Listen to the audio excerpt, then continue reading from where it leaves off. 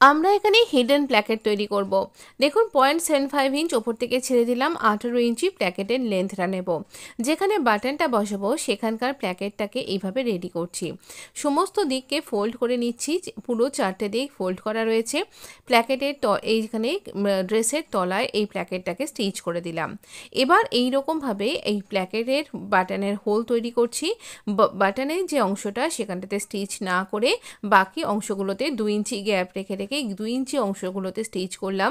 আর দুটো সাইডেই আমরা এইভাবে দুটো অংশকেই স্টিচ করে দেব। 1 ইঞ্চি ক্যানভাস কিন্তু স্টিচ করে নিয়েছি, এখানে লাগিয়ে নিয়েছি। এইভাবে স্টিচ করে নিয়ে আমরা এখানটাতে এই অংশটাকে মাথা উপরের দিকের অংশটাতে একটু স্টিচ করব, করে এটাকে আটকে নেব আরেকটা দিকের প্ল্যাকেটে।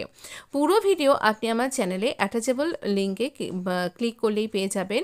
দেখুন এই পর্যন্ত তো হয়েই গেল। এখানে আমরা বাটনের জন্য মার্ক করলাম আর এইভাবে বাটনটা বসিয়ে নিয়েছি। আর এইটা লেস লাগানোর পর পুরো প্ল্যাকেটটা হিডেন হয়ে যাবে, দেখতে ভীষণ সুন্দর লাগবে।